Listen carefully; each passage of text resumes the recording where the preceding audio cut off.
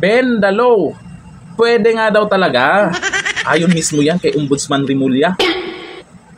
Ito naman kasi si Tulfo, sinimulan itong bend the law. Nag-yes sir yung isa. Ngayon, dahil hindi makamove on yung taong bayan, lagi binabanggit dyan sa lalo mga nagko-comment yung tungkol sa bend the law. O eto, ang sabi ni Ombudsman Rimulya, pero bakit pinagtatawanan siya? Tawang-tawa sa kanya yung sa balitang yan, o dito sa balita ngayon, ang sabi, bend the law, pwede. O ayon kay Rimulya, muling naging usap-usapan online si Ombudsman Boyeng Rimulya matapos ipaliwanag sa panayam ni Lucy Cruz Valdez ang kanyang kontrobersyal na pahayag na bending the law. Giit ni Rimulya, hindi ito nangangahulugang paglabag sa batas, kundi paggamit ng mga probisyon nito sa legal na paraan. Yan ang sinasabi ko eh.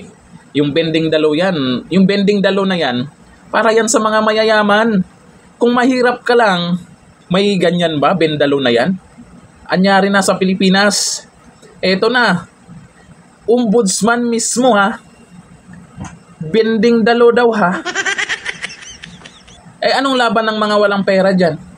Anong laban ng mga mahihirap dyan sa bending the law na yan? Dahil dito sa pahayag ni Rimulya, nako, maraming tawang-tawa. Anyari na. Sabi po ni Kyle Rico, bending the law is applicable only to the rich who can afford an attorney. Eh paano naman yung mga hindi kayang kumuha ng attorney? Paano naman yung mga mahihirap dyan na kinasuhan? Pwede ba sa kanila yung bend the law na yan? Naku, malabo yan.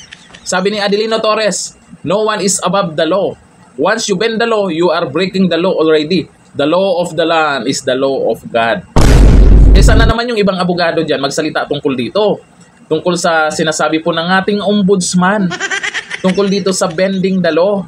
Anong masasabi nyo dito? Sa ilang taon ng pag-aaral nyo sa batas at sa mga politiko dyan na gumagawa ng batas, okay ba sa inyo to?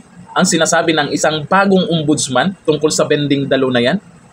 Sabi ni Dodong, ordinaryo lang akong tao pero hindi ako agree dyan sa bending the law. Mr. Ombudsman, bender, kaya nga nagsabi no one is above the law. Anong nangyari sa gobyernong ito? Hindi na matitino ang tinatalaga ng leader. Eh, baka naman matino yan para sa kanila. Kaya yan ang pinili ni Marcos Jr., di ba?